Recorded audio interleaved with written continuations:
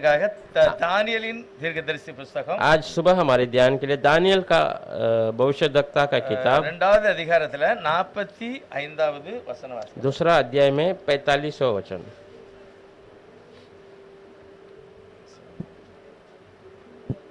தானியேல் இரண்டாவது அதிகாரத்துல 45.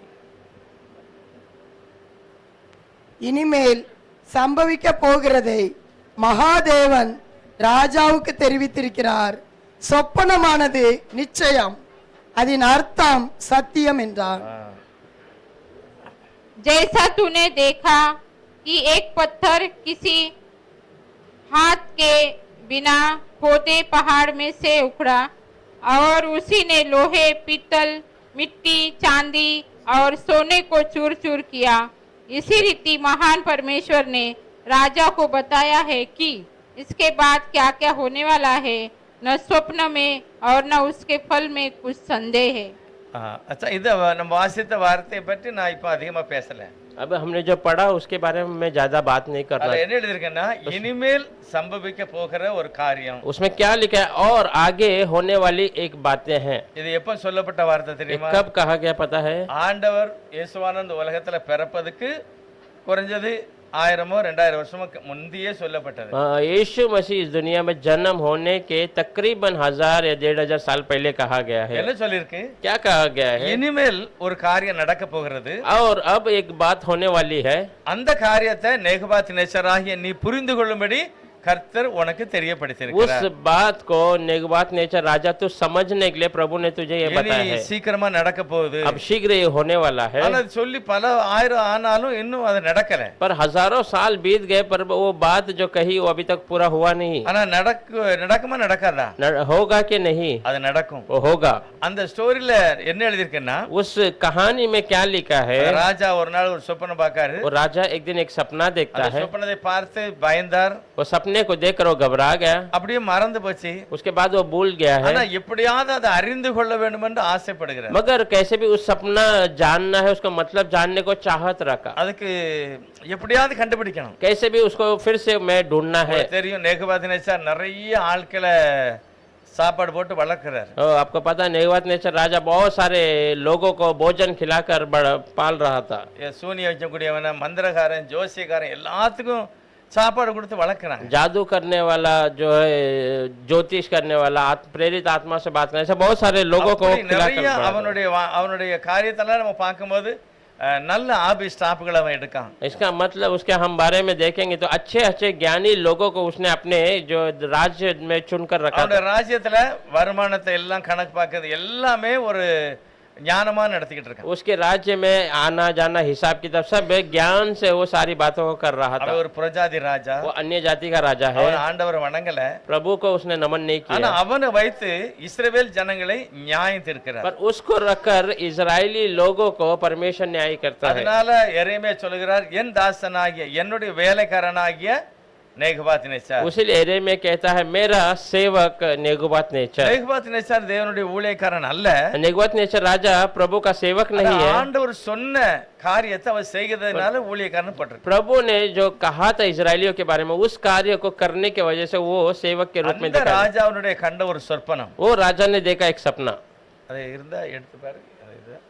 அவன் என்ன காண்டான்னா, वो क्या देखता है அவனுக்கு மறந்துட்டு वो भूल गया है। எல்லாரையும் கூப்பிட்டு கேட்கான். अब सबको बुलाकर पूछता है। ஆனா இவனுடைய அந்த கேள்வி பார்த்தீங்கன்னா யாருமே கண்டுபிடிக்க முடியாத அப்படிப்பட்ட ஒரு கஷ்டமான கேள்வி. पर इसका प्रश्न ऐसा है कि दुनिया में कोई भी उसे ढूंढ कर बता नहीं सकने वाला मुश्किल। யோசேப்பெல்லாம் என்ன சொல்றாருன்னா, அந்த ராஜா ஒரு சொப்பனம் கண்டேன் அப்படின்னு சொல்லி சொப்பனத்தை சொல்லுகிறான், அவன் விளக்கம் கொடுக்க. यूसुफ के बारे में हम देखेंगे तो राजा कहता है मैंने एक सपना देखा है, वो सपना बताता है, उसका मतलब यूसुफ बताता ஆனா है। இவன் என்ன சொல்றான், पर ये क्या बताता है? சொப்பனத்தை நீ தான் சொல்லணும், सपने को भी तू ही बताना है। நான் கண்ட சொப்பனத்தை நீ சொல்லணும், मैंने जो सपना देखा उसे तू कहना है, அதுக்கு அர்த்தமும் சொல்லணும். उसका मतलब भी तुझे बताना है। இப்பதான் இதுல உண்மை விளங்க போகிறது. तब इसमें सच्चाई प्रकट होगा। யார் இந்த ரகசியத்தை வெளிப்படுத்த முடியும்? कौन ये रहस्य को प्रकट कर सकता है? சாத்தானால அது முடியாது, शैतान से वो संभव नहीं, மந்திரவாதிகளால முடியாது, जादू करने वाले से संभव नहीं, ஜோசியக்காரனாலும் முடியாது. जो ज्योतिष करते हैं उनको भी संभव இப்பதான் नहीं। தேவன் தன்னுடைய நாமத்தை மகிமைப்படுத்த போகிறார். अब प्रभु उसके नाम को महिमा करने वाला है। அங்க யாரெல்லாம் இருக்கா? நிறைய பேர் இப்படி இருக்காங்க. वहाँ बहुत सारे बड़े बड़े ज्ञानी लोग हैं। ஆனா அந்த லிஸ்ட்ல, அதாவது ரகசியங்களை வெளிப்படுத்தக்கூடிய லிஸ்ட்ல தானியேல் இருக்கிறார். वो रहस्य को प्रकट करने के उस लोगों के बीच में दानियल भी एक व्यक्ति தானியேல है। ஜோசியக்காரனா அவன் பார்க்கல. दानियल को एक ज्योतिष के रूप में नहीं देखता है। இவனுக்குள்ள ஞானம் இருக்கிறது. इसके अंदर एक ज्ञान அந்த है, ஞானத்தினால இவன் ரகசியங்களை சொல்லுகிறான். उस ज्ञान से वो रहस्य के सुलझा அப்படிதான் देता है। ராஜா தானியேலை பார்த்தார். वैसा राजा ने दानियल को ஆனா देखा, மத்தவங்க அப்படி இல்ல. पर दूसरे लोग ऐसे அவங்க नहीं। அந்த சாத்தானுடைய ஏவுதல்னால சொல்லுதாங்க. वो दूसरे अशुद्ध आत्मा के द्वारा वो कामों को कर रहे அவன் थे। முதலாவது எல்லாரையும் கூப்பிட்டு கேட்கான். पहला वो सबको बुलाकर पूछता ஆனா है, யாருமே சொல்ல முடியல. कोई नहीं बता पा रहा। எல்லாருமே சொன்னாங்க, அவங்க சொல்லாமே சொன்னாங்க, நீ ஒரு முட்டாள் மாதிரி இருக்க.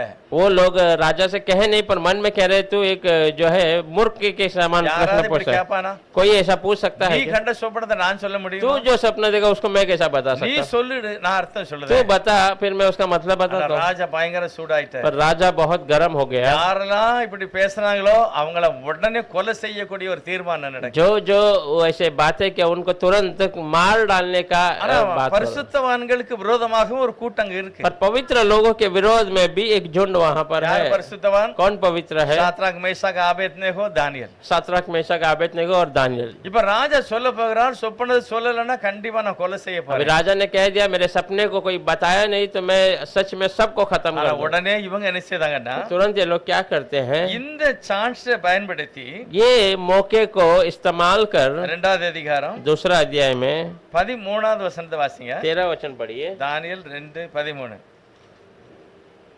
ஞானிகளை கொலை செய்ய வேண்டும் என்கிற கட்டளை வெளிப்பட்ட போது தானியேலையும் அவன் தோழரையும் கொலை செய்ய தேடினார்கள்.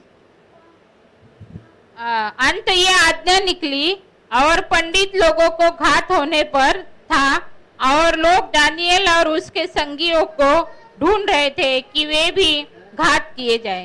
சத்துரு எப்படி இருக்கான் பாத்தீங்களா? शैतान देखिए कैसा है चालाक। அவருடைய ஆர்டர் வேற ஆளுக்கு. उनका जो खत्म करने का जो आज्ञा निकला वो ஆனா दूसरों के அங்க लिए, இருக்கிற ஒரு பொறாமையில உள்ளவன் पर वहां पर एक जलन वाला व्यक्ति, தானியேலையும் கூட கர்த்தர் ஆண்டவர் ராஜா வந்து ஞானமானதான பாக்குறாரு. दानियल को भी तो राजा ज्ञानी के रूप में ही तो देखते இவனே हैं। அந்த கூட்டத்துல சேர்த்து கொலை செய்யணும். इसके और इसके साथियों को भी उस झुंड में खत्म करना அப்படி है। தேடுகிற பொழுதுதான் தானியேல் சொல்லுகிறார், ऐसे ढूंढते समय दानियल कहता है கொஞ்சம் நேரம் கொடுங்க, நான் அதை சொல்லுகிறேன். थोड़ा समय दीजिए, मैं उसका मतलब बताता இப்ப हूँ। தானியேலுக்கு ஒரு காரியம் அவருடைய மனசுல வருது. अभी दानियल के मन में एक बातें आ रही நான் है, கர்த்தருடைய சமூகத்துல காத்திருந்தா मैं प्रभु के हुजूर में इंतजार में रहूंगा, கழுகளை போல செட்டையில் அடித்து பறப்பேன். मैं उकाब के समान पंखों को फैलाकर கண்டிப்பா चलूंगा, எனக்கு வெற்றி கிடைக்கும். कैसे भी मुझे विजय मिलेगा। அப்படிப்பட்ட ஒரு நல்ல நம்பிக்கை விசுவாசம் தானியேலுக்கு இருந்தது. ऐसा एक अच्छा भरोसा विश्वास दानियल का சமயம் था। கேட்கிறார். वो समय पूछा, ராஜா கொடுத்துட்டான். राजा ने भी दे दिया। அவன் கண்ட சொப்பனம் பாருங்க. उसने जो सपना देखा देखिए, இப்படிதான் ஒரு சொப்பனம் காங்க. ऐसा एक सपना ஒரு देखता பெரிய है, சிலை இருக்கிறது. एक बड़ा सा मूर्ति है, இது பயங்கரமாக இருக்கிறது. वो एक भयंकर रूप में है। தானியேல் போய் இந்த சிலையை அவன் கண்டது அப்படியே சொல்லுகிறான்.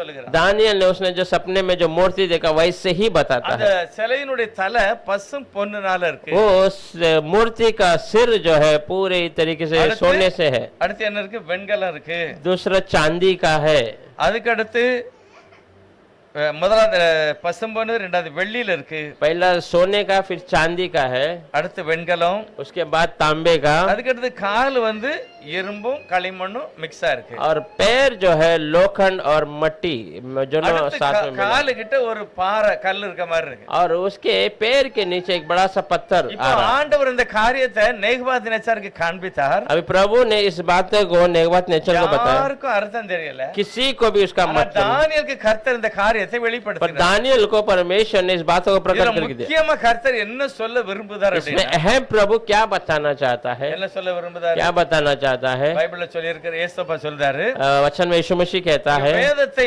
ஆராய்ந்து பாருங்கள், तो वचन को परख कर दे, உங்களுக்கு நித்திய ஜீவன் கிடைக்கும். उसमें तुमको अनंत जीवन मिलेगा। என்ன பற்றி அது சாட்சி கொடுக்கும். पर वो मेरे बारे में गवाही அப்ப देगी। நீங்க எப்படிப்பட்ட ஒரு காரியத்தை ஆராய்ந்து பார்த்தால் கிறிஸ்து வெளிப்படணும். आप कोई भी वचन को खोज कर देखेंगे उसमें यीशु मसीह प्रकट होना ஒரே है। ஒரு சர்வ வல்லமுள்ளவர் தெய்வம் வெளிப்படணும். एक ही सच्चा सामर्थ्य परमेश्वर प्रकट होना है। ஆராய்ந்து பார்த்தால் हम खोज कर देखेंगे உங்களுக்கு तो நித்திய ஜீவன் கிடைக்கணும். आपको अनंत जीवन मिलना है। ஆண்டவர் தான் நித்திய ஜீவன். प्रभु ही अनंत जीवन है, இயேசு தான் நித்திய ஜீவன். यीशु ही अनंत जीवन அவரே है। சொல்றார், நானே வழியும் சத்தியமும் ஜீவனுமாய் वो कहता இருக்கிறேன். मैं ही मार्ग, मैं ही सत्य, मैं ही இப்ப जीवन இந்த சொப்பனத்திலும் கூட கிறிஸ்து வெளிப்படுகிறார். हूं। ये सपने में भी मसीह प्रकट இப்ப होता है। ராஜாட்ட இந்த சொப்பனத்தை சொன்ன உடனே அவனுக்கு ஒரே சந்தோஷமாயிடுச்சு. राजा को जब उसने ये सपने के बारे में बताया, वो बहुत ஆனா आनंदित அதுக்கு हो गया। அர்த்தம் சொல்லுதான். अब उसका मतलब बताता இதுல है எத்தனை பாகம் அவருக்கு? इसमें कितना भाग है। அதாவது தலை, पहला सिर है, மார்பு, फिर सीना है, வயிறு, फिर पेट है, காலு, पैर है விரல்.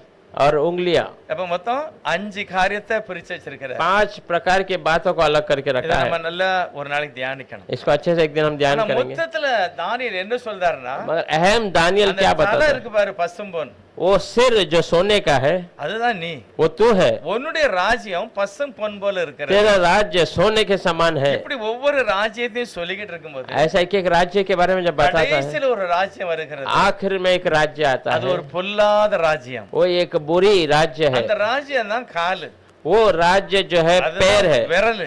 वो उंगलियां है। அது வெறும் ஒரு மெட்டல்ல தயார் பண்ணல, वो केवल एक बातों से तैयार नहीं हुआ, 2 காரியத்துல அது சேர்த்து வச்சிருக்கு. 2 बातों से मिलाया हुआ है, இரும்பும் களிமண்ணும்.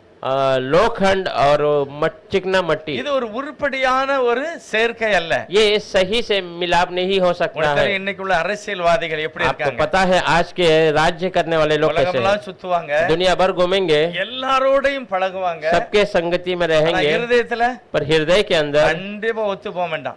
मन एक साथ नहीं होंगे। இதைத்தான் பைபிள் சொல்லுகிறது. यही बाइबल बताती है। கடைசி கட்டத்துல आखिरी समय में 10 விரலும் 10 ராஜாக்கள் 10 उंगलियां 10 राज्य है, ஒண்ணா இருக்க மாதிரி தான் இருப்பான். एक साथ है ऐसा ஆனா दिखते हैं, இருதயத்துல ஒத்து போக पर வேண்டாம். हृदय में एक नहीं होंगे। அவன் பழி வாங்கக்கூடிய எண்ணத்துல वो இருப்பான். जो है बदले लेने के हिसाब में रहेंगे। ஆண்டவர் சொல்லுகிறார். प्रभु कहता है இன்னைக்குள்ள எத்தனை பேர் அப்படி இருக்கான் பாருங்க. आज அரசியல்வாதி. कितने लोग ऐसे राज्य எத்தனை करने பெரிய वाले, பெரிய பெரிய ஆளுங்க சொல்லக்கூடியவங்க எல்லாம் कितने बड़े बड़े लोग कहते हैं, उन लोग களிமண்ண போலதான், वो चिकने मिट्टी के समान ही है, இந்த இரும்பு போலதான். इस लोखंड के समान है। அவன் ஒண்ணுக்கு ஒண்ணு ஒத்து போக वो வேண்டாம், एक दूसरे के साथ मिलाप ஆனா नहीं होंगे, ஒண்ணா இருப்பான். पर एक साथ रहेंगे। இன்னைக்கு அது நல்ல அடையாளம். आज वो अच्छा एक चिन्ह है। இதுதான் தானியேல் சொல்கிறார், இதுதான் அந்த உலகத்துல கடைசியில நடக்க போகிறது. यही दानियल कहता है, दुनिया में आखिरी में आने वाला राज्य यही है। உம்முடைய ராஜ்யம் இப்ப நடந்துகிட்டு இருக்கு. अभी आपका राज्य चल ஆனா रहा அது है, அடுத்து 5வது ராஜ்யம் ஒரு படுமோசமான और ராஜ்யம். उसके नीचे नीचे जो राज्य 5वां राज्य बहुत बुरा राज्य है, அதுதான் இன்னைக்கு நடந்துகிட்டு இருக்கு. आज वही चल रहा है। யார் பிரதமரா இருந்தாலும், மந்திரியா இருந்தாலும், இல்ல போலீஸ் அதிகாரியா இருந்தாலும், இல்ல நீதிபதியா இருந்தாலுமே நீதியும் நியாயத்தை நம்ம என்ன செய்ய முடியாது, பார்க்க முடியாது. आज कोई मंत्री हो, बड़ा सेवक हो, न्यायी हो, बड़े अधिकारी क्यों ना हो, उनके अंदर हम धर्म के धार्मिक न्याय की बातों को देख नहीं सकते। எல்லாரோட இணைந்த மாதிரி தெரியும், ஆனா இணைய மாட்டான். सबके संगति में आने जैसा दिखेगा, पर वो इकट्ठा नहीं होगा। ஆகவே சிருஷ்டிகர் சொல்லுகிறார், उसलिए सृष्टिकर्ता कहता है, இந்த காரியத்தை அவன் செய்யும் போது इस बातों को जब वो करता है, கையிலால பெயராத ஒரு கல் அங்க இருந்து பெரிய கல் உருண்டு வரும். एक बड़ा सा पत्थर जो हाथों से नहीं धक्का दिया हुआ இப்படி वो पत्थर, மாய்மாலமான ராஜ்யத்துக்கு மேல இது மோதும், ऐसा जो डोंगी वाले राज्य के ऊपर ये आकर ठोकेगा, அது செதறி போகும், वो चकनाचूर हो அது जाएगा, பவுடர் ஆயிரும், वो धूल मिट्टी में அது मिल जाएगा, காற்று அடிக்கும்போது பறந்து वो போயிடும். हवा लगते ही वो उड़ जाएगा। அப்படி நடக்க போகுதுன்னு கர்த்தர் முதல்ல சொல்லிட்டார். ऐसा होने वाला है, ऐसा प्रभु बता दिया। இப்ப இது நடந்தா நடக்கலையா? अब ये हुआ कि नहीं? நடக்கல, अभी ये बातें नहीं हुई ஆனா है, நடக்க போகுது. पर होने वाली है। ஆண்டவர் பிறந்து 2000 வருஷம் ஆச்சு. प्रभु जन्म होकर 2000 साल हो गया, அதுக்கு முந்தி 2000 வருஷத்துக்கு முந்தி அந்த காரியத்தை நடக்க போகுதுன்னு उसके சொல்லியிருக்கு. 2000 साल पहले ही ये बातें होने वाली ऐसा कहा गया है। இப்ப நமக்கு நிறைய காரியத்தை விவரம் கர்த்தர் சொல்லிட்டார். अब बहुत सारी बातों के बारे में प्रभु ने बता दिया। உலகம் அப்படியே தான் இருக்கும், அப்படி दुनिया கிடையாது. दुनिया ऐसे ही रहेगा ऐसा नहीं। காலத்தை பாருங்க, तो समय को देख, ஒவ்வொருதனும் ஒரு மாடல் இருக்கா. हर एक जन हर एक अलग तरीके से है। அந்த மேல இருக்கு பாருங்க, அந்த வெண்கலம், वहाँ ऊपर देखिए चांदी का, வெள்ளி, सोना चांदी, அந்த இரும்பு, वो लोखंड, இந்த இதுல எறும்பெல்லாம் பாத்தீங்கன்னா அந்த காலை போட்டிருக்கல, அதாவது அது என்ன போட்டிருக்கு, எறும்பு பத்தி ரோம் அரசாங்கம். वो रोम का राज्य था तभी। உண்மையிலே ரோம் அரசாங்கம் எப்படி இருந்தது? रोम का राज्य कैसा था? மோசமான ஆட்சி. एक बुरा राज्य कर रहा था, வரப்போறது அதை விட மோசம். और आने वाला और बहुत बुरा। நிறைய பேர் என்ன நினைக்காங்க, और लोग बहुत सारे क्या सोचते நாங்க हैं, இதை சாதிச்சிருவோம், हम इसे पूरा कर देंगे। ஒவ்வொருத்தனும் ஒரு காரியத்தை நினைச்சு இதை நான் முடிச்சிருவேன்னு நினைச்சிட்டு हर இருக்காங்க. एक जन एक बातों को सोचकर मैं इसे पूरा कर दूंगा ऐसा सोचता है। எல்லா ராஜாவும் நினைக்காங்க. सारे राज्य ऐसा सोचते ஆனா हैं, கர்த்தர் முதல்ல சொல்லி வச்சிட்டாரு, पर प्रभु ने पहले ही कह दिया, இப்படி இவன் திட்டம் போடும்போது ऐसा ये योजना बनाते ஒரு समय அடி நான் அடிப்பேன், एक मार मैं मारूंगा, எல்லா ராஜ்யமும் அழிந்து நாசமா போயிடும். सब राज्य टूट कर नाश हो जाएगा। அழியாத ஒரு ராஜ்யம் இயேசு ராஜா வருவார். अविनाशी राज्य एक यीशु मसीह का राज्य அந்த आएगा ராஜ்யம் நிலையானது, और वो राज्य स्थिर का அது रहेगा, அழியாது. वो कभी नाश नहीं होगा। அத முதல்ல சொல்லிட்டாரு. उसे प्रभु ने पहले ही இப்ப बता நம்ம दिया। வாசிக்கவங்க ரொம்ப உஷாரா இருக்கணும். अभी हम पढ़ने वाले बहुत ध्यान से रहना है। எல்லாம் ஒரு என்னமோ நடந்துகிட்டு இருக்கு. कुछ तो हो रहा है दुनिया में, அழியாத ஒரு ராஜ்யம் வரப்போகுது. पर अविनाशी राज्य आने वाला அந்த है। ராஜ்யத்துக்கு தகுதியானவர்களாக நான் வாழ வேண்டும். वो राज्य में हम जाने के काबिलियत में हम जीना है। அதுக்கு தான் கர்த்தர் ஆயத்தப்படும்படி தான் சபைகளை கர்த்தர் வச்சிருக்காரு. इसीलिए प्रभु उसके लिए तैयार होने के लिए कलीसिया को रखा है, கையில பைபிளை கொடுத்திருக்காரு. हमारे हाथों में वचन दिया இந்த है। வேதத்தை வாசிக்கும் போது ये वचन को जब हम पढ़ते हैं, அந்த அழியாத ராஜ்யத்துக்கு நான் என்ன செய்யணும்? என்னை தயார் वो பண்ணணும். अविनाशी राज्य के लिए हम क्या करना है? अपने आप को तैयार करना है। ஏசாயா முதல் அதிகாரத்துல ஏசாயா தீர்க்கதரிசி சொல்லுகிறார், ऐसा है पहला अध्याय में ऐसा भविष्यवक्ता कहता है, மாடு தன்னுடைய எஜமான அடையாளம் பாக்கு, गाय अपने मालिक को पहचान लेता है, கழுதை தன் எஜமான பாக்கு, गधा अपने मालिक को पहचान ஆனா लेता है, என் ஜனத்துக்கு உணர்வே இல்ல पर அப்படிங்கிறார். मेरे लोगों को एक एहसास ही नहीं है। அப்படிப்பட்ட நிலை நமக்கு இருக்க கூடாது. ऐसा परिस्थिति हमें नहीं होना है। பைபிள்ல நல்ல ஒரு வசனம் வாசிக்கலாம். बाइबल में एक अच्छा एक वचन है, पढ़ेंगे। எரேமியா 8வது அதிகாரத்துல यिर्मयाह का किताब 8वां अध्याय में 7வது வசனம். 7वां वचन। எரேமியா 8:7.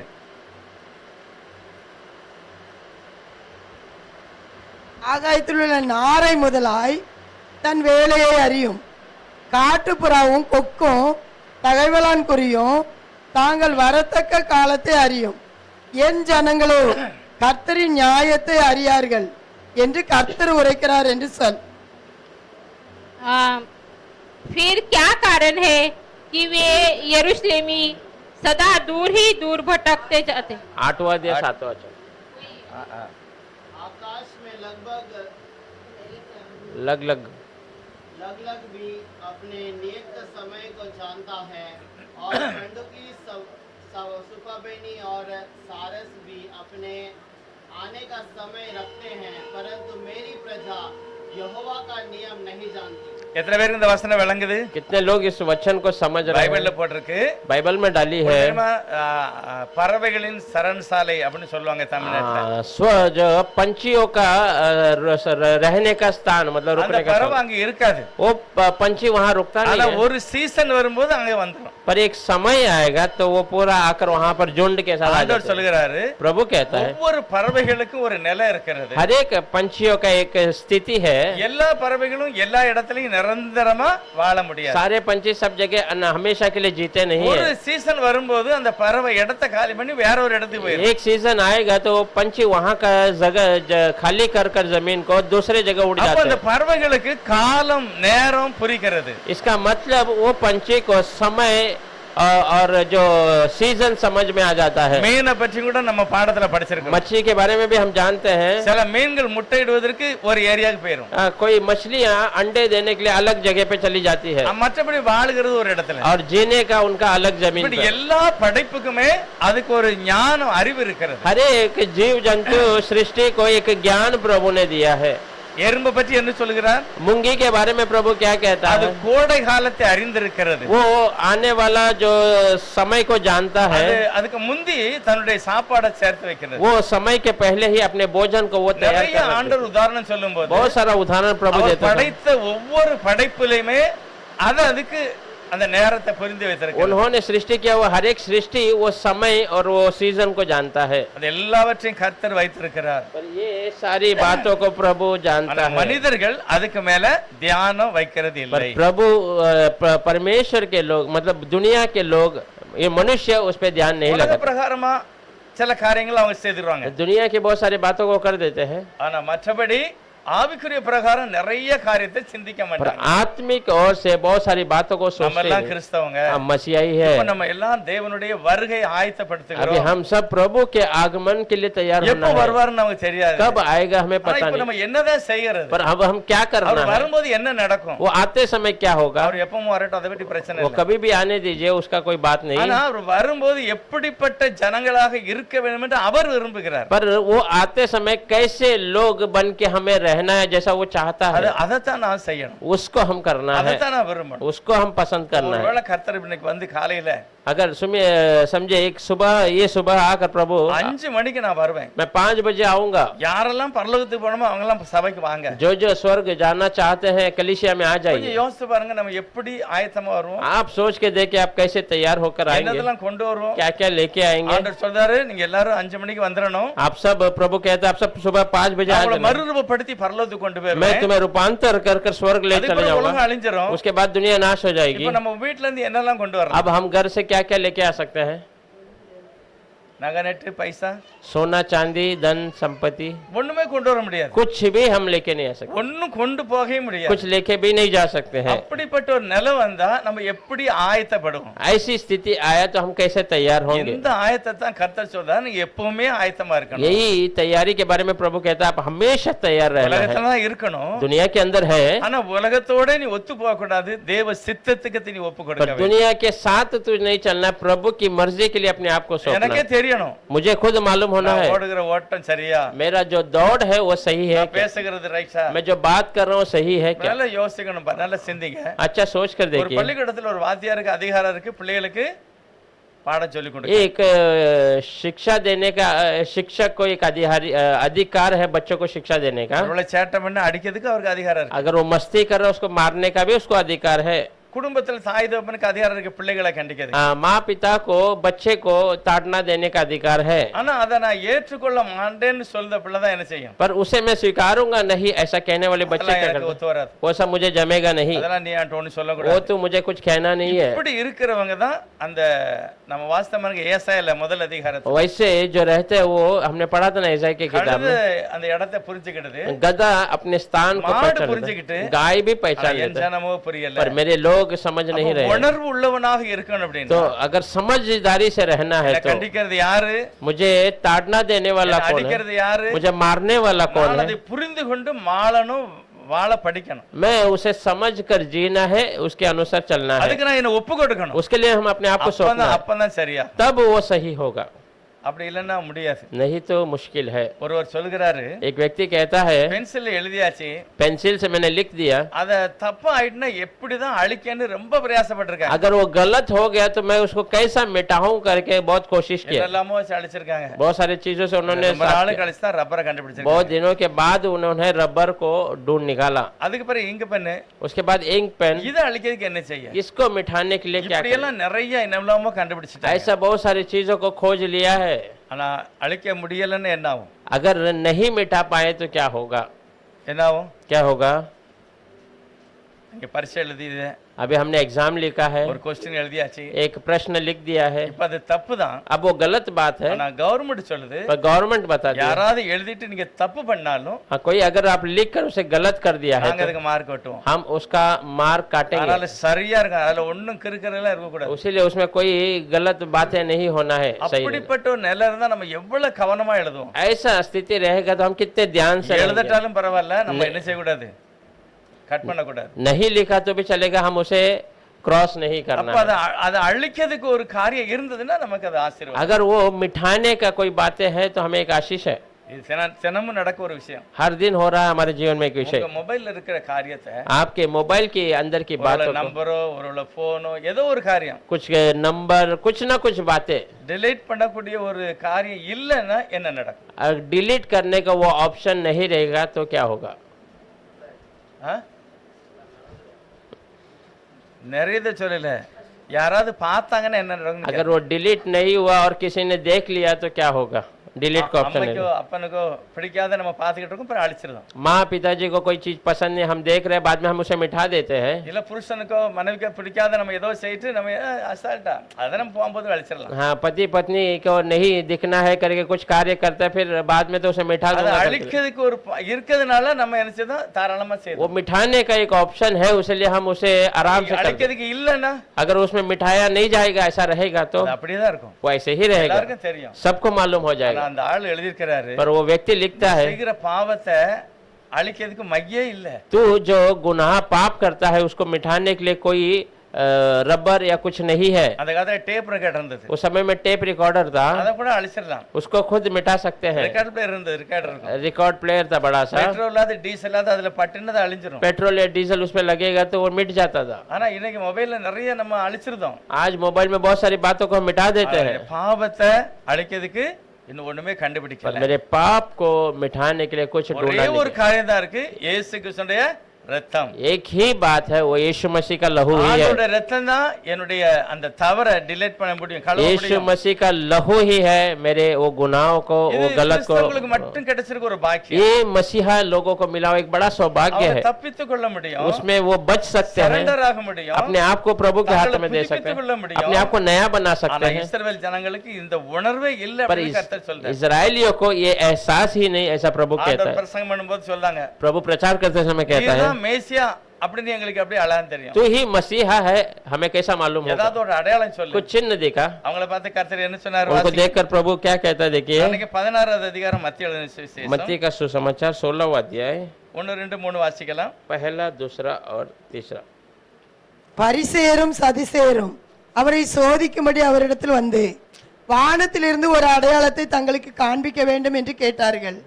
அவர்களுக்கு அவர் பிரதித்திரமாக, அஸ்தமனமாகிற போது செவ்வானமிட்டு இருக்கிறது, அதனால் வெளிவாங்கும் என்று சொல்லுகிறீர்கள். போதும் போதும். दो एक दो पढ़ेगा हिंदी में.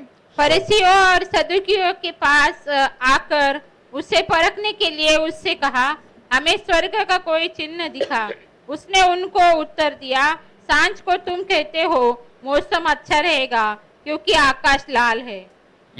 அதாவது இயேசுவானவரை அடையாளம் தெரியல, நாங்க தெரிஞ்சுக்கிட ஆசைப்படுதோம் அப்படின்னு கேட்காங்க. यीशु मसीह को वो पहचान नहीं पाए, हम पहचानना है, उसका एक चिन्ह दिखाओ करके वो चाहते हैं। யாரு கேட்க? சாதாரணமான ஆள் இல்ல, कौन पूछे? कोई आम व्यक्ति नहीं, மேசியாவை தேடுகிற ஜனம். मसीह को ढूंढने वाले வேத व्यक्ति, பாருங்க, பரிசேயன் याजक और फरीसी, இவங்கெல்லாம் மேசியாவை எதிர்பார்த்துக்கிட்டு இருந்தாங்க. ये सब मसीहा का इंतजार कर रहे हैं। எல்லாருமே அந்த காலத்துல எதிர்பார்த்திருக்காங்க. सब लोगों ने उसका इंतजार किया है, அதனாலதான் மரியாள் அந்த இதனுடைய வார்த்தை வரும்போது தன்னை ஒப்பு கொடுத்தாங்க. इसलिए मरियम प्रभु का आवाज आते ही अपने आप को सौंप உங்களுடைய दी, வார்த்தையின்படி ஆக கடவுது. आपके वचन के अनुसार होने दे।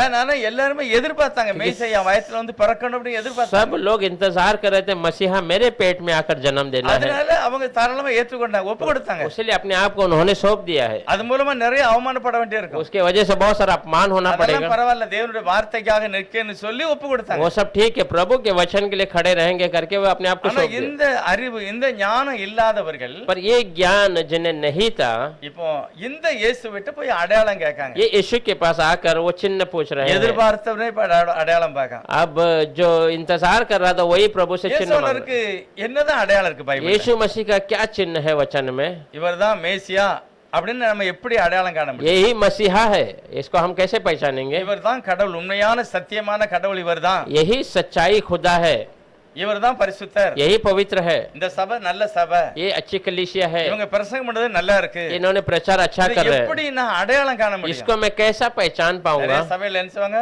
ஒரு உபதேசம் அஸ்திவாரமா இருக்கும், கொஞ்ச நாள் கழிச்சு மாறும். एक बहुत सारे कलीसिया में एक उपदेश वो स्थिर रहता है, वही नींव रहता है, बाद में थोड़े दिन में बदल जाता है, அப்புறம் மாத்துவாங்க. फिर वापस அது बदलते வந்து हैं। மனிதனுடைய நியமம். वो इंसान का वो तरीका है, ஆனா வேதம் அப்படி சொல்லல. और वचन ऐसे नहीं कहता है। அப்போஸ்தலர், தீர்க்கதரிசிகள் என்பவர்களுடைய உபதேசத்துல தான் நீ வளரணும். प्रेरित और भविष्यवक्ता के वो उपदेश के अंदर ही तुझे बढ़ना அப்ப है। நான் நல்ல வேதத்தை வாசித்தா தான் இவர் சொல்லுது இந்த உபதேசம் வேதத்துல இருக்கா இல்லையா அப்படிங்கறத புரிஞ்சுக்கலாம். हम अच्छे से वचन को पढ़ेंगे तो ये जो व्यक्ति उपदेश कर रहा है ये वचन में है या नहीं, समझ, தேவனுடைய ஆவியினால நான் நடத்தப்பட या परमेश्वर के आत्मा के द्वारा में चलाया जाना ஜெபம் है, பண்ணணும். या प्रार्थना करना। யாரு சொன்னாலும் அவர் சொல்லும் சரிதான், இவர் சொல்லும் சரிதாங்க கூடாது. कोई भी कहता तो वो भी सही, ये भी सही, ऐसा नहीं कहना எனக்கு है। ஒரு அறிவு வேணும், मुझे एक ज्ञान எனக்கு चाहिए, தெய்வத்தை பற்றி ஒரு நல்ல ஞானம் வேணும். मुझे प्रभु के बारे में अच्छा ज्ञान चाहिए। வேதத்தை வச்சுக்கிட்டு இருந்தவன் वचन को ही रखने वाला ஞானமே இல்லாம போய் கேட்கான், ஓ. நீதான் உண்மையான மேசியான்னு எனக்கு எப்படி தெரியும்? अज्ञानी बनकर वहां पूछता है, तू ही सच्चा मसीहा है तो मुझे कैसा मालूम होगा? மேசியாவுக்கு என்ன அடையாளம்? मसीहा का क्या चिन्ह है? என்ன அடையாளம் क्या चिन्ह है? சொல்லுங்க. அவர்தான் தெய்வங்கிறதுக்கு அவர் என்னத்தெல்லாம் காமிக்கிறார்? वो ही मैं ही खुदा है ऐसा बताने के लिए प्रभु ने क्या क्या बताया? அவர் முதல் பிரசங்கத்திலே சொல்லிட்டார். वो पहले प्रचार में ही कह दिया। லூக்கா 4வது அதிகாரத்துல முதல் நாள் பிரசங்கம். लूक 4 अध्याय पहला दिन प्रचार में, இதுல எழுதப்பட்ட வார்த்தை நான் தான். ये लिखा हुआ वचन मैं ही हूँ। இதுதான் यही கட்டுண்டலை விடுதலை ஆக்குவேன், जो बंधे हुए को छुड़ाऊंगा, அவனுடைய கண்களை திறப்பேன், अंधों को रोशनी दूंगा, நடக்க முடியாதவங்க நடப்பாங்க, जो लंगड़े हैं वो चल पाएंगे, தரித்திரருக்கு நல்ல செய்தியை சொல்லுவேன். गरीबों को अच्छा संदेश मिलेगा। எல்லாமே இயேசு மேசியாவை பற்றி தன்னை பற்றி அடையாளம் ये சொல்லிட்டார். सब यीशु मसीह के बारे में अपने बारे में उन्होंने बता दिया, சொன்னதெல்லாம் செய்து காமிக்கிறார். जो कहा है उसको पूरा भी करके दिया। இவ்வளவு காமிச்ச பிறகும் ये सब बताने के நீ தான் बावजूद மேசியாவா, तू ही मसीह है क्या, எனக்கு ஒரு அடையாளம் காட்டு. मुझे एक चिन्ह दिखा। நிறைய காரியத்தை பார்த்தும் ஒரு அறிவு ஞானம் இல்லாதனால தான் அவங்க ஏமாந்துட்டாங்க. बहुत सारी चीजों को देखकर भी उन्हें ज्ञान और बुद्धि नहीं था, इसलिए वो फंस गए। இன்னைக்கு நீங்க மேசியாவை அடையாளம் காணுறதுக்கு நான் சொல்லல, आज आप मसीह को पहचानने के लिए मैं नहीं இந்த कह रहा हूँ, காலத்தை நான் புரியணும். இது எப்படிப்பட்ட காலத்துல வாழ்ந்துகிட்டு ये இருக்கோம், समय को हम पहचानना है, हम இப்போ कौन सा என்ன समय நடக்க में போகுது? अभी क्या होने वाला है, அந்த காரியத்துல நான் சரியா இருப்பேனா, उस समय में मैं सही रहूंगा क्या, நான் ஒத்து போக முடியுமா, मैं उसके साथ जा सकता தேவன் हूँ, வரும்போது நான் போயிருவேனா, प्रभु आते ही मैं जाऊंगा क्या, அந்த காலத்துல தான் உட்கார்ந்து இருக்கோம். वो समय में हम बैठे। ஆண்டவர் காலத்துல इसलिए प्रभु के समय में அவருடைய நடைமுறையில ஊழிய காலத்துல அவர்கிட்ட எதை தெரிஞ்சுக்கிடணுமோ அதை அவன் தெரியல. उसके चाल चलन में उनकी सेविकाई के समय में जो समझना था उसने समझा नहीं, ஏனென்றால் ஆண்டவர் தன்னை பற்றி அடையாளப்படுத்தினார். क्योंकि प्रभु ने अपने बारे में वहां प्रकट करके செத்து दिया, போனவங்களை எழுப்பி मरे காண்பித்தார், हुए मुर्दे को जला दिया है, குஷ்டரோகிகளை சுகமாக்கினார், थोड़ी बीमारियों को चंगाई किया, தரித்திரருக்கு அவர் சுவிசேஷத்தை சொன்னாரு, गरीबों को उन्होंने सुसमाचार सुनाया, நிறைய அற்புதத்தினாலும் அடையாளத்தினாலும் தன்னை அவர் வெளிப்படுத்தினார். बहुत अद्भुत और आश्चर्य के साथ अपने आप को प्रभु ने प्रकट किया। எவ்வளவுதான் காண்பித்தாலும் வந்து சொல்லுதான் எனக்கு இன்னும் பிடிமானம் கிடைக்கல. कितना भी बताए तो भी आकर वो कहता है मुझे अभी तक वो पकड़ नहीं அப்படிப்பட்ட मिला। ஆளை பார்த்து ஆண்டவர் சொல்கிறார் ऐसे लोगों को देखकर प्रभु कहता है 4வது வசனத்துல, 4वां वचन में, இந்த பொல்லாத விபச்சார சந்ததி ये बुरे विचार करने वाले संतान என்ற அடையாளம் தேடுதான். मुझसे चिन्ह ढूंढ रहे हैं। அவர் ரொம்ப ஆண்டவர் வருத்தப்படுகிறார். प्रभु बहुत निराशा हो जाता है, எவ்வளவு அற்புதமும் அடையாளமும் செய்தாலும் இவனுக்கு ஒண்ணும் புரியலையே कितना அப்படிங்கிறார். अद्भुत आश्चर्य काम करने के बाद भी ये समझ नहीं पा रहा। நம்ம தேவனுடைய சித்தத்தை நான் சரியாக புரிந்துகிட हम வேண்டும். प्रभु की मर्जी को सही से पहचानना है। 2 தீமோத்தேயுவின் புத்தகம் दूसरा तीमुथियुस का किताब में 3வது அதிகாரம், 3रा अध्याय में யாராவது ஒரு முதல் வசனம் வாசிக்கலாம். पहले एक वचन पढ़ेंगे। மேலும் கடைசி நாட்களில் கொடிய காலங்கள் வரும் என்று அறிவாயாக। சரி, இப்போ இந்தி படிங்க சிஸ்டர். 3रा अध्याय पहला वचन। 2 தீமோத்தேயு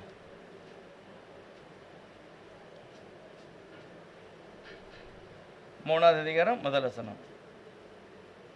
पर यह स्मरण रखो कि अंतिम दिनों में कठिन समय आएगा। இப்ப பரிசுத்த ஆவியானவர் சொல்லுகிறார், पवित्र आत्मा कहता है கடைசி நாளுங்கிறது எப்படி புரியலாம் தெரியுமா? आखिरी दिन ये तो कैसा मालूम पड़ेगा तुझे? பொல்லாத காலமா वो இருக்கும். बहुत बुरा समय होगा। இப்ப இது வெளியே இருக்கவங்கள பார்த்து சொல்லல, சபைக்குள்ள இருக்கவங்கள பார்த்து ये சொல்லுங்க. बाहर लोग हैं उनके लिए नहीं, कलीसिया के अंदर है उनके लिए। அதே ஒரு நாள் சொல்லிட்டாரு, पहले उसने कह दिया, நான் சொல்றது பூரா சபைக்குள்ள இருக்கவங்கள சொல்றேன், வெளியே இருக்கவன பத்தி நியாயம் இருக்க தேவன். हाँ मैं जो कह रहा हूँ सब कलीसिया के अंदर है, उनको कह रहा हूँ, बाहर वाले को न्याय करने वाला प्रभु है। அதனால நான் உங்களுக்கு தான் ஆலோசனை சொல்றேன் அப்படிங்க. इसलिए मैं आपको ही बातों को बता रहा हूँ।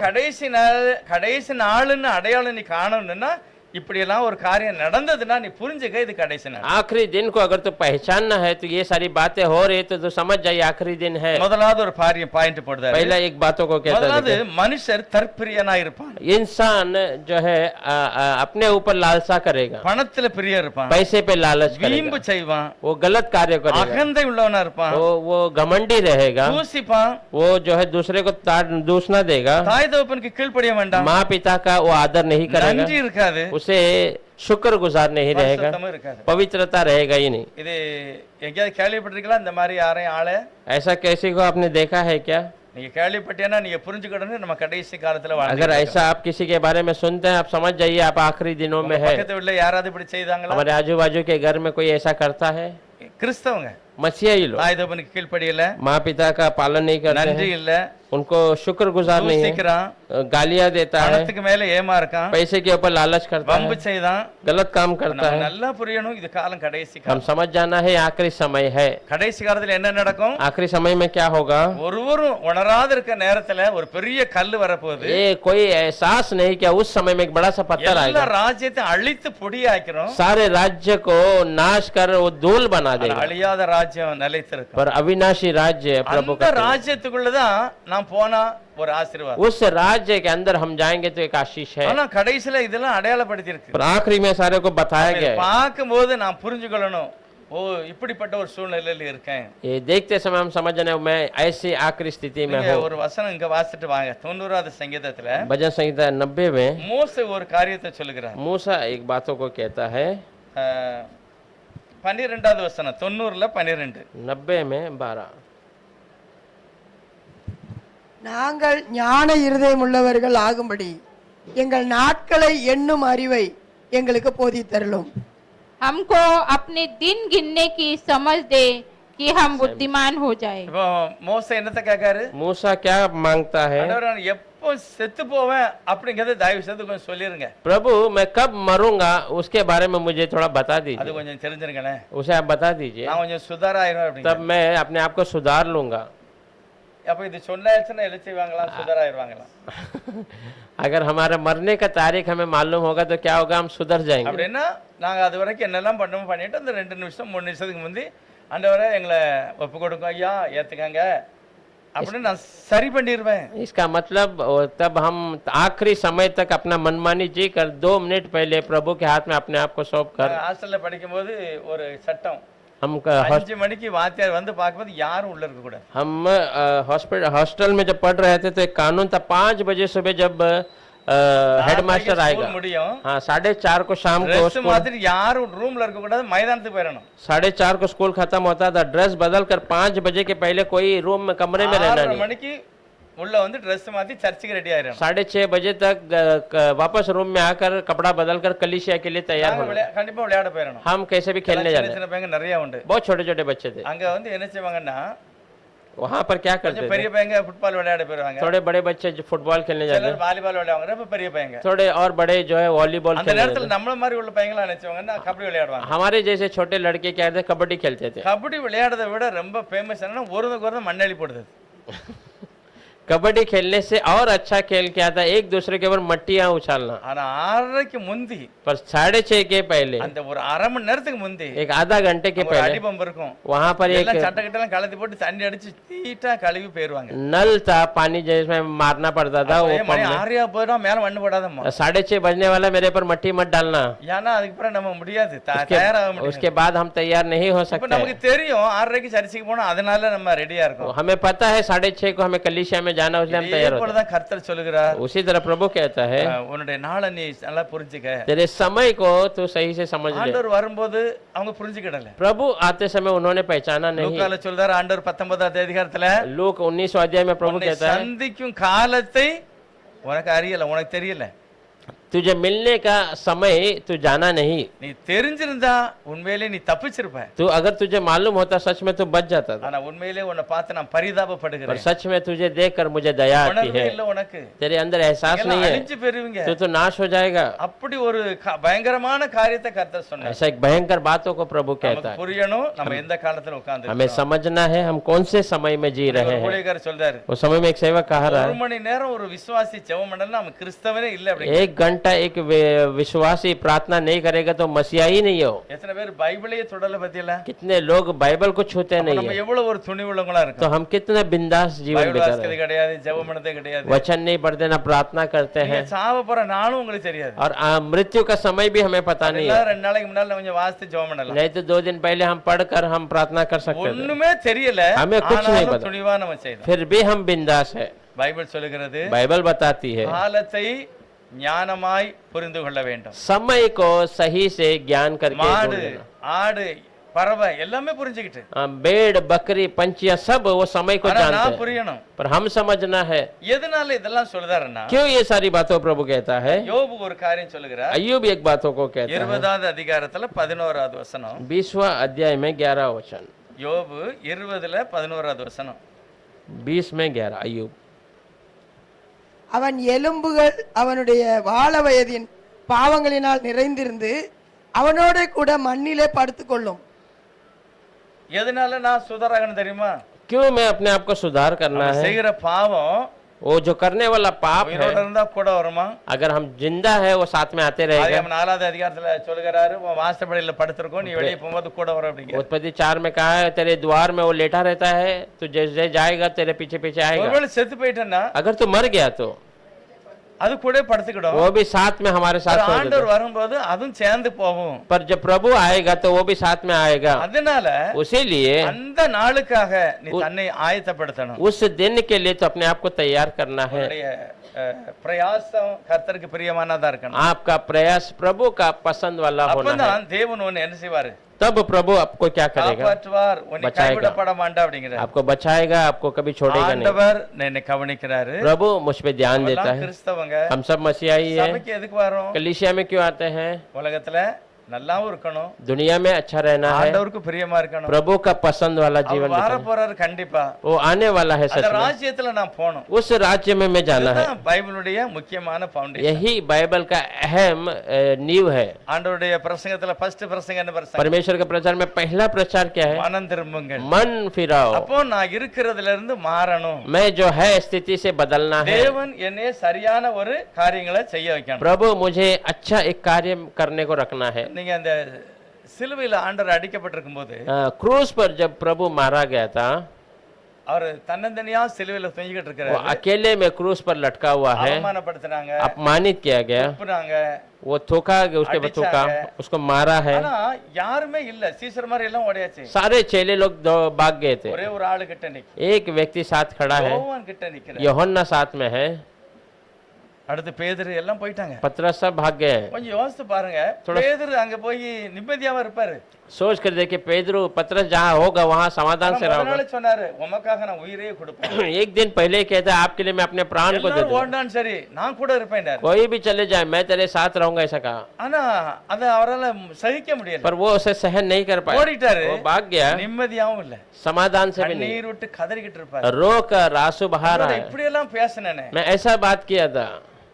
ஆண்டவர் அடிக்கடி 3 தடவை வந்து சொல்றாரு प्रभु हमेशा 3 बार आकर कहता है। அதாவது பேதுரு யாக்கோபு யோவான் இந்த 3 பேரையும் கொஞ்சம் செப்பரேட்டா கவனிக்கிறார் पतरस, याकूब और यूहन्ना को கெத்செமனே தோட்டத்துல गेत्सेमने बाग இந்த में 3 பேரையும் கொஞ்சம் கூட்டிட்டு போயிட்டு ये तीनों को अलग कर மத்தவங்கள ஒரு இடத்துல வைக்கிறாரு और लोगों को अलग இந்த जगह 3 पर பேரையும் தனியா रखा, கூப்பிடுறாரு इनको अलग किया है। இதுல உட்கார்ந்து கொஞ்சம் ஜெபம் பண்ணுங்க यहाँ पर आप बैठ के எனக்கு प्रार्थना कर। ரொம்ப மனசு வேதனையா இருக்கு मुझे बहुत मन दुख रहा இன்னைக்கு है। மனுஷகுமாரன் பாவிகளுடைய கையில ஒப்பு आज मनुष्य கொடுக்க के पुत्र पापियों के हाथ में देने वाला பேதுரு है। உன்னைய சாத்தான் சுழல போட்டு படைக்க போறானா पतरस, तुझे शैतान जो है परखने वाला है, அதனால 1 மணி நேரம் நீ உட்கார்ந்து ஜெபம் பண்ணுப்பா इसलिए तो 1 घंटा நீ केवल சோதனை प्रार्थना। ஜெயிக்கணும் तो उस परीक्षा में विजय पाना है। இதெல்லாம் நினைச்சு பேதுரு அழுதாரு ऐसा सोच सोच के 1 पतरस மணி रो, நேரம் காத்திருக்காம போயிட்டானே 1 घंटा में इंतजार ஐயோ नहीं किया। இப்படி என் நேசரை விட்டுட்டு வந்துட்டேன் ऐसा मेरे प्रिय को मैंने छोड़कर आ गया, இப்படி எல்லாம் வந்து அழுதுருப்பாங்க ऐसा वो सच में रोया रहेगा। யோவான் கிட்ட நிக்கிறாரு पर यूहन्ना सामने खड़ा है, அவரும் அன்னைக்கு தூங்குன நாள்ல ஒரு ஆளு தான் वो भी सोया हुआ था उस समय में। கொஞ்சம் கூட நினைச்சிருக்க மாட்டார் யோவான் ये थोड़ा भी यूहन्ना सोचा नहीं இந்த மாதிரி रहेगा, இயேசுவனர் தன்னந்தனியா தொங்குவாருன்னு கொஞ்சமும் தெரியாது यीशु अकेले में ऐसा लटकता होगा वो सोचा ही नहीं रहेगा। அவர்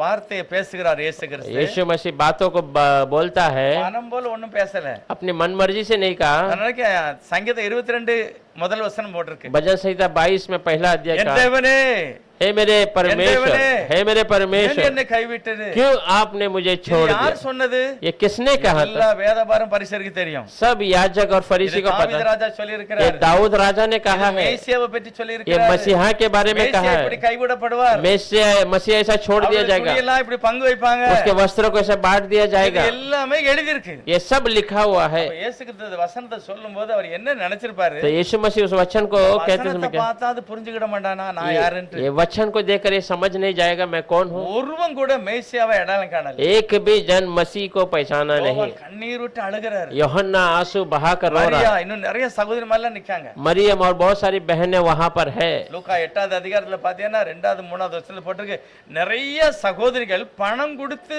ஆண்டவருக்கு கூடயே ஊழித்து போனாங்க लोग 8वां अध्याय में कहा है, बहुत सारे बहनें पैसे देकर प्रभु की सेविकाई में அவங்க मदद कर எல்லாமே रहे நிக்காங்க हैं। वो सारे लोग वहां खड़े हैं, ஒரே ஒரு ஆம்பளை யோவான் மட்டும் தான் पर एक ही जवान यूहन्ना खड़ा है। அவர் எப்படி அழுதுருப்பாரு वो कैसा रोया रहेगा? ராத்திரி சொன்னார் 1 மணி நேரம் ஜெபம் பண்ணுடான்னு சொன்னாரு कल ही रात को कहा था 1 घंटा तो प्रार्थना कर। தூங்கிட்டேனே मैं सो गया, என்னால ஒண்ணுமே செய்ய मुझसे முடியல कुछ कर नहीं हुआ। என்னதான் இவர் செய்தாரு तो वो क्या कर रहा है? செத்து போறவனே எழுப்பினாரு मरे हुए को उठा दिया था, அவர் கடலுக்கு மேல கூட वो நடந்துட்டாரு समुद्र के ऊपर चल ஆனா पड़ा। இப்படி ஒரு அவமானப்படுவாரு எனக்கு தெரியவே पर ऐसा अपमान किया जाएगा मैंने 1 மணி सोचा। நேரம் நான் ஜெபம் பண்ணிருந்தா ஒருவேளை நடந்திருக்குமோ अगर मैं 1 घंटा प्रार्थना किया होगा कुछ बदलाव हुआ रहेगा। இப்படிப்பட்ட ஒரு வேதனை எல்லாம் சீசர்மார ऐसा एक तकलीफ को चेले लोगों ने सहा। ஆனா ஆண்டவர் அவங்கள பார்த்து ஒரே ஒரு வார்த்தை சொன்னார். प्रभु उन्हें देख रहे की बात कहता है, இவங்க செய்கிறதே இவங்களுக்கு புரியல தெரியல அப்படின்னு. ये लोग कर रहे हैं, ये मालूम नहीं इन्हें क्या कर रहे हैं। இதெல்லாம் தாவீது ராஜா எழுதினது அப்படியே நடந்துட்டு, दाऊद राजा ने जो लिखा मसीह के बारे में सब ऐसे வேதத்துல पूरा எழுதினது அப்படியே நடக்க वचन में लिखा हुआ ऐसे होने वाला है। கண்டிப்பா தெரியணும். हमें मालूम होना है கிறிஸ்துவுக்காக நான் ஏதோ ஒரு காரியத்தை கண்டிப்பா விட்டு கொடுத்து தான் ஆகணும். मसीह के लिए मुझे कुछ ना कुछ छोड़ना है। எல்லாத்துலயும் நீங்க வீராப்பு பேச முடியாது. हर जगह में आप अपने घमंड बातों को नहीं कर सकते। பைபிளை நீங்க வாசித்தா சிலதுல விட்டு கொடுத்து தான் ஆகணும். बाइबल को अगर आप पढ़ रहे हैं तो बहुत सारों को बातों को छोड़ना है, அப்படி இல்லனா முடியாது. नहीं तो नहीं होगा। உலகத்துல பாருங்க, ஒண்ணு நஷ்டப்படாம ஒண்ணு வாழாது. दुनिया में देखिए एक नष्ट नहीं हुआ तो दूसरा जी नहीं தேவன் सकता। அப்படிதான் எல்லாத்தையும் படைச்சிருக்காரு. प्रभु ने ऐसे ही सृष्टि किया है। வேணா கண்டிப்பா கரண்ட் பில் கட்டி தான் ஆகணும். अगर लाइट आपको चाहिए तो करंट बिल भरना है, தண்ணி வேணா தண்ணி பில் கட்டி தான் ஆகணும். पानी चाहिए तो पानी का बिल भरना है, ட்ரெயின்லயே போனா கண்டிப்பா ஃபீஸ் கட்டி தான் बस ஆகணும். या ट्रेन में जाना तो उसका किराया देना जरूरी है। மெழுகுவர்த்தி கரை இல்லைன்னா கண்டிப்பா வெளிச்சம் கிடைக்காது. மெழுகுவர்த்தி हाँ, एक मोमबत्ती अगर पिघला नहीं तो हमें उजाला नहीं கோதுமை मिलेगा। அரைக்கலன்னா நீங்க ரொட்டி போட முடியாது. अगर गेहूं पिसा नहीं गया तो आप रोटी नहीं बना सकते हैं। நம்ம யோசித்து வைப்போம், நான் என்ன செஞ்சிருக்கேன் இயேசுவுக்காக. हम जरा सोच के देखें हमने क्या किया यीशु के लिए। இழந்திருக்கேனா எல்லாத்தையும் விட்டு கொடுத்துக்கன்னா அதே வம்பு தான் இருக்கா. क्या कुछ मैंने खोया है, कुछ तो प्रभु के लिए छोड़ा है क्या? अभी भी मेरे अंदर वही घमंड है ஏற்றுக்கொண்டதுனால இப்படி செய்யல. क्या? मैं यीशु को स्वीकारने की वजह से ये किया नहीं। நீங்க அப்போஸ்தலர் 19வது அதிகாரம் प्रेरित का किताब 19वां अध्याय 18 19 வாசிக்கலாம். அப்போஸ்தலர் 19ல 18 19 18 और 19 पढ़ेंगे। 19 में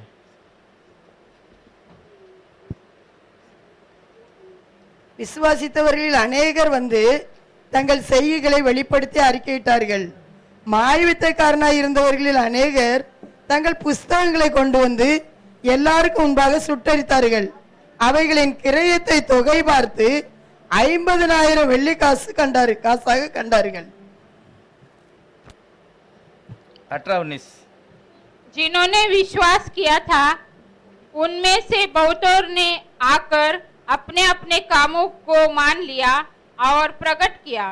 जादू करने वालों में से बहुतों ने अपने अपनी पोथियां इकट्ठा करके सबके सामने जला दी और जब उनका दाम जोड़ा गया तो 50,000 चांदी के सिक्कों के बराबर निकला।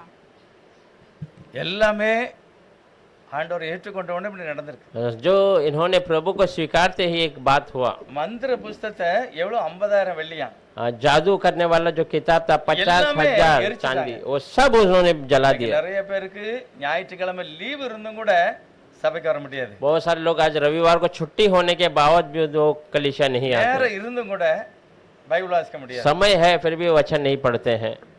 நம்ம இங்க இருக்கிறவங்க ஒரே மொபைல் தான் வாங்கினேன், இது வரைக்கும் நாங்க அதான் வச்சிருக்கேன். யாராவது இருக்கீங்களா? यहाँ पर कोई है, हमने एक ही मोबाइल लिया, अभी तक वही इस्तेमाल कर रहा हूँ। ऐसा ரெண்டாவது மாற்றல. दूसरा बदले ऐसा कोई? மொபைல் தான் நான் வாங்கின ஃபர்ஸ்ட் மொபைல் தான் இன்னும் வச்சிருக்கேன். मैंने जो पहला खरीदा वही रखा है, ऐसा कोई है? இல்ல.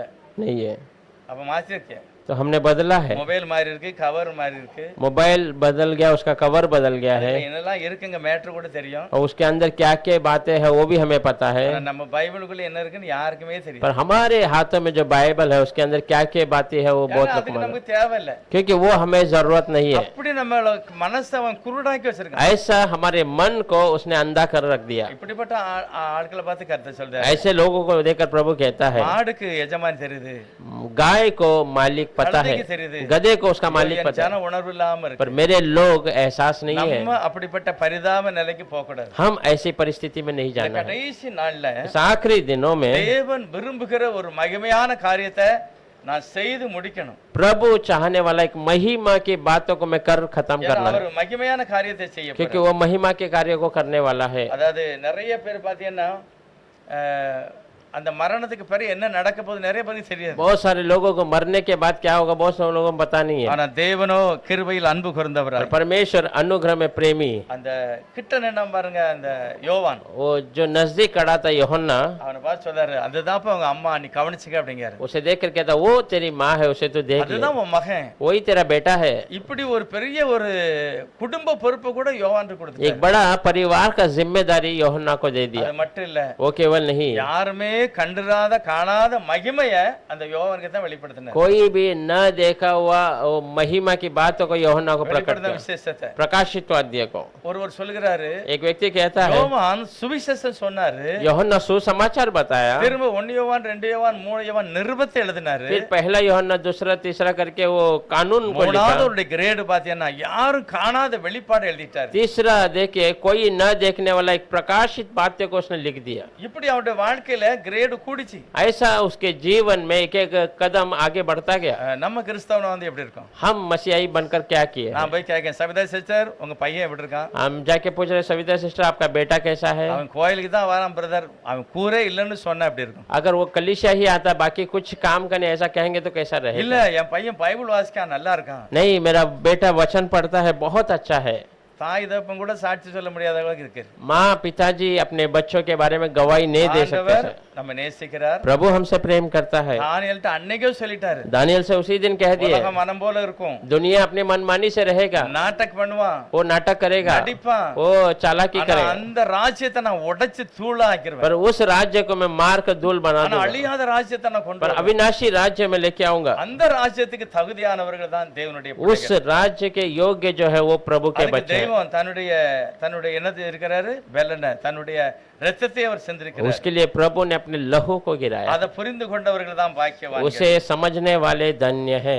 தேவன் ஒரு பெரிய மகிமையான ஒரு ஸ்டோரியும் கூட சொல்லிட்டார். परमेश्वर ने एक बड़ा सा कहानी भी बता दिया है। லூக்கா 16வது அதிகாரத்துல ஒரு ஐஸ்வர்யவான் ஒரு லாசர். लूका 16 अध्याय में एक धनवान और एक गरीब என்ன लाजर। நடக்கு பாருங்க. क्या हो रहा है देखिए। அடையாளம் கண்டு கேட்கான், वो चिन्ह ढूंढ कर पूछता है, ஐயோ என் தகப்பனாய் ஆபிரகாமே, हे मेरे पिता अब्राहम, உன் பக்கத்துல இருக்கிறது என் வீட்டு வாசல்ல கிடந்த லாசரு, आपके साथ जो है और मेरे घर के बाहर पड़ा हुआ लाजर है, வந்து உட்கார்ந்திருக்கான், वो நான் கீழே கிடக்கேன். तो ऊपर आ गया है, मैं तो नीचे पड़ा हूँ, கொஞ்சம் தண்ணி எனக்கு தேவைப்படுது, थोड़ा सा मुझे पानी की கொஞ்சம் आवश्यकता உதவி है, செய்யுங்க. थोड़ा मदद कीजिए। அவர் சொல்றாரு, இப்படி எல்லாம் ஒண்ணு செய்ய முடியாது, ऐसा कुछ मदद नहीं हो सकता। எனக்கு ஆசைப்பட்டாலும் உனக்கு ஹெல்ப் பண்ண முடியாது, मैं अगर चाहूंगा तो भी मैं तुझे मदद நீ नहीं करूंगा। ஆசைப்பட்டாலும் இந்த ஏரியாக்கு வர तो முடியாது. आशा किया तो भी यहाँ पर இனி ऊपर நடக்க नहीं। போறது இல்ல. अब वो होने वाला அதுக்கு नहीं, முதல்ல யோசிச்சிருக்கணும். उसको तो पहला सोचना உடனே चाहिए। அவனுடைய ஜெபம் பாருங்க, तुरंत उसका प्रार्थना அவனுடைய देखिए, நிலையை பாருங்க. அவன் சொல்லுதான், उसकी परिस्थिति சரி देखिए क्या போனது है। போட்டோம், ठीक है, मैं जैसा हूँ ठीक है, வீட்டுல 5-6 பேர் இருக்காங்க, मेरे घर में और भाई हैं, என்னையே மாதிரிதான் அடாப்படி பண்ணிக்கிட்டு இருக்கான், मेरे ही जैसा मस्ती कर रहे அவன் हैं, ஒரு நாளும் கோயிலுக்கு போக மாட்டான், वो कभी कलिसिया नहीं जाते, தெய்வமும் கிடையாது,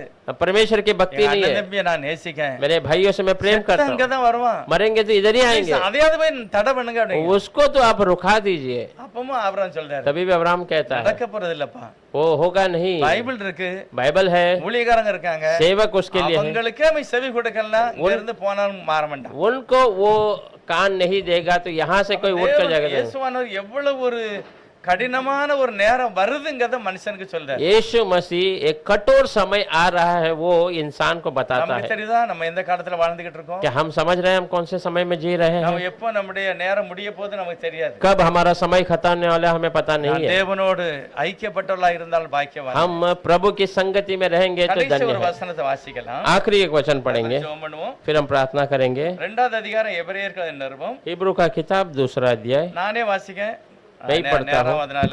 समय हो रहा है। அப்ப பவுல் ஒரு காரியத்தை சொல்லுகிறார். प्रेरित पौल एक बातों को कहता है, 2வது அதிகாரத்துல என்ன சொல்றாருன்னா, 2 अध्याय में कहता है, முதலாவது 3வது வசனம், முதலாவது கர்த்தர் இயேசு பேசினார், पहला परमेश्वर ने बातें की, 2வது அவரிடத்தில் கேட்டவர்கள் பேசினார்கள். दूसरा- அவரிடத்துல கேட்டது யாரு? उन्होंने से जो पूछा उन्होंने बातें की। ஏசப்பாட்ட உட்கார்ந்து படிச்சது யாரு? यीशु के पास बैठकर पढ़ने वाले कौन थे? 12 அப்போஸ்தலர்கள். 12 चेले लोग। அவர் சொல்லுகிறாரு, ஐயாங்க முதலாவது தெய்வமே வந்து பேசிட்டாரு, देखा पहला परमेश्वर ने आके बातें की, 2வது கூட இருந்த 12 பேரு ஒரு ஆளு போயிட்டு 11 பேர் உட்கார்ந்து பேசி நம்மட்ட வந்து சொன்னாங்க. और उसके साथ रहने वाले 12 उसमें एक चले गए 11 लोग 4வது बातें வசனம் कर रहे சொல்லுது, சும்மா சொல்லல, हैं। मैं ऐसे ही नहीं कह रहा हूँ, அடையாளங்களினாலும் அற்புதங்களாலும் பலவிதமான பலத்த செய்களினாலும் चिन्ह के साथ चमत्कार साथ भयंकर आश्चर्य कामों के साथ இயேசு தம்முடைய சித்தத்தை வெளிப்படுத்தினார், यीशु ने अपनी मर्जी प्रकट की, பரிசுத்த ஆவியானவர் வெளிப்படுத்தினார், पवित्र आत्मा ने प्रकट किया, தேவன் தாமே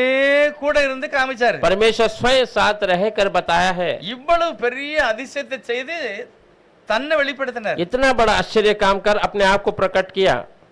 அடுத்து என்ன போட்டிருக்கு? उसके बाद क्या डाला? இவ்வளவு பெரியதான ஒரு ரட்சிப்பை குறித்து நீ கவலையற்று இருப்பாயானால் इतना बड़ा उद्धार के बारे में तो चिंता नहीं करेगा நீ तो எப்படிப்பா தப்பிச்சுக்கிடுவ? तो कैसा बचेगा? பவுல் சொல்றான், நீ எப்படி தப்பிப்ப और தண்டனைக்கு? कहता है तो कैसा उस दंड के में ஆண்டவர் बचेगा? ரெடியா இருக்காரு நம்மள மன்னிச்சு பரிசுத்தமாக்குவது. प्रभु तैयार है हमें क्षमा कर स्वर्ग भेजने के लिए। ஆண்டவர் சமத்துல போய் உட்கார்ந்துறணும். प्रभु के हुजूर में बैठना है, அவர் பாத்துக்கிட்டாரு பாக்கி வேலையெல்லாம். बाकी वो देख लेगा। நம்ம எல்லாம் பூரணமா நம்ம செய்ய முடியாது ஒண்ணும். हम कुछ अपने आप को परिपूर्ण कर नहीं தெய்வம் सकते, நம்மை பரிபூரணத்துக்கு சொல்றார். परमेश्वर हमें परिपूर्णता करता है। சீசர்களை பார்த்து சொன்னாரு, चेलों को देखकर कहा, பேதுருவை பார்த்து சொல்றாரு, पतरस को देखकर कहा, மறுதலிக்க பேதுருவை பார்த்து சொல்றாரு, जो इनकार है उस पतरस को देखकर कहता है, வசனத்தை நீ கேட்கறதுனால நீ பரிசுத்தவான் அப்படின்னா. मेरे वचन को तूने सुना इसलिए तो पवित्र है। அந்த மாதிரி அவன்கிட்ட பேசினாரு. ऐसा उससे बात है, அதனால தான் அவங்க நிரந்தரமா வெளியே போகல, உள்ள வந்துட்டாங்க. इसलिए वो निरंतर बाहर नहीं गया, फिर से अंदर आ गया। நம்மளை கர்த்தர் நேசிக்கிறார். हमसे प्रभु प्रेम करता है। நாம் தேவ சித்தத்துக்கு ஒப்பு கொடுக்கும்போது தான் நம்ம என்னதெல்லாம் காலத்தை நேரத்தையும் புரிந்தவர்கள் பாக்கியவான். हम प्रभु की मर्जी को सौंपेंगे तब समय को और समय को पहचानने वाले धन्य है। ஒரு பாலிய பிராயத்துல ஆண்டவர் ஏற்றுக்கொண்ட ஒரு ஆளு ஒரு பாட்டு எழுதினாங்க. जवानी में प्रभु को सिखाने वाला एक दास ने एक गीत लिखा है, வாலிப நாளில் இயேசுவை கண்டேன், வாஞ்சையுடன் என்னை தேடி வந்தார். வாலிப நாளில் இயேசுவை கண்டேன், வாஞ்சையுடன் என்னை தேடி வந்தார். எதற்குமே உதவாய் என்னையும் கண்டெடுத்தார். இயேசுவின் அன்பை நான் என் சொல்லுவேன். எதற்குமே உதவாய் என்னையும் கண்டெடுத்தார். இயேசுவின் அன்பை நான் என் சொல்லுவேன். ஆனந்தமாய் இன்பகானா நீங்கிடுதே, தூய பிதாவின் மோகம் தரிசிப்பேன். ஆனந்தமாய் நம்ம எல்லாரும் பாக்கியவான்கள். हम सब धन्य हैं, காரணம் நாம் ஆண்டவருடைய வசனத்தை கேட்கிறோம். क्योंकि हम प्रभु के वचन को நமக்கு सुनते ஒரு हैं। ஆசை இருக்கு, ஆண்டவரே நான் அப்படி நடக்கணும். हमें एक आशा है, प्रभु मैं भी கர்த்தர் ऐसा அப்படியே உங்களை ஆசீர்வதிப்பார். प्रभु ऐसे ही आपको आशीष करें। हम सब प्रार्थना எல்லாரும் करेंगे, கர்த்தரோட சமூகத்தை நோக்கி सब பாருங்க. प्रभु के हुजूर में தேவன் देखेंगे। விரும்புகிற ஒரு மகிமையான ஆசீர்வாதத்தை நாம் புரிந்து கொள்ள வேண்டும். प्रभु चाहने वाला महिमा की आशीष को हम நமக்கு இந்த समझ रहे हैं। காலத்தையும் அடையாளம் हम கண்டுபிடிக்கணும். इस समय को पहचान लेना அதுதான் है, பாக்கியவான். वही धन्य है। நல்லவரே ஸ்தோத்திரம். अच्छे खुदा आपको இந்த धन्यवाद, பரிசுத்தமான கால வேளைக்காக நன்றி. पवित्र सुबह के समय के लिए धन्यवाद। உம்முடைய வசனத்தை நாங்கள் வாசித்தோம். आपके वचन को हमने पढ़ा है। தாவீது ராஜா சொல்லுகிறார், दाऊद राजा कहता ஆண்டவரே है, உம்முடைய வசனம் என்னை எச்சரிக்கிறது. प्रभु आपका वचन मुझे चेतावनी அதை करता है, கேட்கிறவன் பாக்கியவான். उसे सुनने वाला धन्य அப்படிப்பட்ட है। மகிமையான ஆசீர்வாதம் எங்க சபையில் உள்ள ஒவ்வொரு குடும்பங்களுக்கும் ऐसा தாரும். महिमा का आशीष हम कलीसिया के ஒவ்வொரு हर பிள்ளைகளுக்கும் एक தாரும். हर एक बच्चों को दीजिए। கடைசி நாளிலே आखिरी दिनों में தேவன் இந்த உலகத்துக்கு வரும்போது प्रभु इस दुनिया में आते समय குற்றமில்லாதவர்களாய் निर्दोष என் पाने। பிதாவினால் ஆசீர்வதிக்கப்பட்டவர்களே உள்ளே வாருங்கள். मेरे पिता से आशीष किए हुए तुम अंदर आओ। அப்படிப்பட்ட மகிமையான சத்தம் கேட்க உதவி ऐसा செய்யும். महिमा की आवाज सुनने के लिए मदद நாம कीजिए। மகிமைப்படும். आपके नाम की महिमा இயேசுவினுடைய நாமத்தினால் பிதாவே. अब यीशु के नाम से मांगते हैं, आमीन।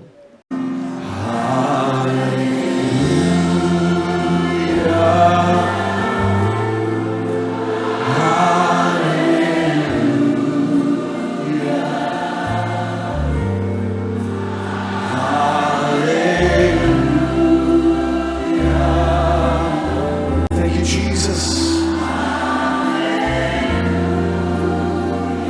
Hallelujah. Hallelujah.